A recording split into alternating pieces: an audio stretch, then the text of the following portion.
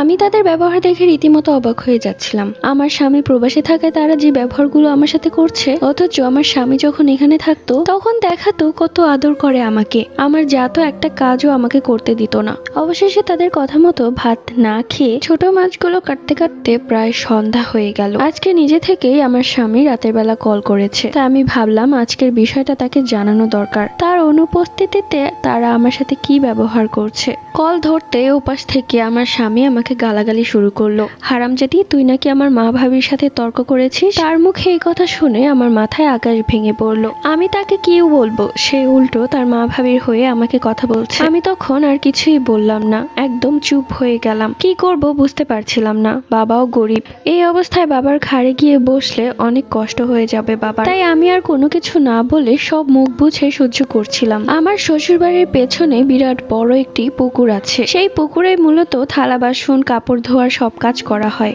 রাত্রিবেলা সবার খাওয়া দাওয়া শেষ করে থালা বাসন ধোয়ার জন্য আমি সেই পুকুরে গেলাম। পুকুরে গিয়ে থালা বাসন ধুচ্ছি, চোখ থেকে এক দু ফোঁটা পানি পড়ছে। এইটা ভেবে যে আমার স্বামী আমার সাথে কি ব্যবহারটাই না করলো। সে তার মা ভাবির কথা বিশ্বাস করেছে, আমার কথা একটাবারও শুনলো না। হঠাৎ করেই আমার গাটা কেমন যেন একটা ঝাঁকুনি দিয়ে উঠলো। মনে হলো পরিবেশটা হঠাৎ করে গরম হয়ে গেল। আমার কানের কাছে কেউ ফিসফিস করে বলল, আর কেঁদো না, আমি তোমাকে আর কাঁদতে দিব না, এখন তুমি ঘরে চলে যাও। কথাটা শোনা মাত্রই আমার গায়ের লোম দাঁড়িয়ে গেল। কথাগুলো এত স্পষ্ট ছিল যে আমার এক একটা লোম দাঁড়িয়ে গেল। কিন্তু যতটুকু বুঝলাম এটা কোনো মানুষের আওয়াজ না। আমি সবকিছু রেখে দৌড়ে ঘরে গেলাম। ঘরে গিয়ে হাঁপাতে লাগলাম। শাশুড়ি মা আমাকে এভাবে হাঁপাতে দেখে বলল, কিরে হারামজাদি, কি করেছিস, এভাবে হাঁপাচ্ছিস কেন চোরের মতো। তখন আমি শাশুড়ি মাকে হাঁপাতে হাঁপাতে বললাম, পুকুর পাড়ে কেউ আছে। এরপর শাশুড়ি মাকে নিয়ে পুকুর পাড়ে গেলাম। গিয়ে দেখলাম সব থালা বাসন সুন্দর মতো ধুয়ে রাখা। তখন আমার শাশুড়ি মা আমাকে বলল,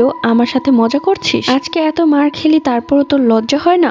এরপর তিনি চলে গেলেন। আমি অবাক হয়ে তাকিয়ে রইলাম থালা বাসনের দিকে। কি সুন্দর সবকিছু ধোয়া হয়ে গেছে, অথচ আমি যখন এখান থেকে উঠে গিয়েছিলাম তখন সব থালা বাসন ময়লা ছিল। তাহলে এগুলো কে করলো। থালা বাসনগুলো নিয়ে রান্নাঘরে গুছিয়ে রাখলাম। রাতে শুয়ে শুয়ে ভাবতে লাগলাম কি হলো আজকে আমার সাথে। হঠাৎ করে জানালার পর্দা নড়ে উঠলো, কোনো প্রকার বাতাস ছাড়া। আমার বুকটা ধক করে উঠলো। জানালার ওপাশে কেউ দাঁড়িয়ে আছে, কিন্তু তার মুখ দেখা যাচ্ছে না। সে আমাকে আবারও ফিসফিস করে বলল, ভয় পেও না আনহা, আমি তোমার পাশে আছি। এবার আমি খুব ভয় পেয়ে চিৎকার করলাম, কিন্তু মনে হলো আমার গলা দিয়ে কোনো স্বর বের হচ্ছে না। ঠিক তখনই আবারও সে বলে উঠল, ভয় পেও না, আমি তোমার কোনো ক্ষতি করব না, আমি তোমাকে সাহায্য করতে এসেছি।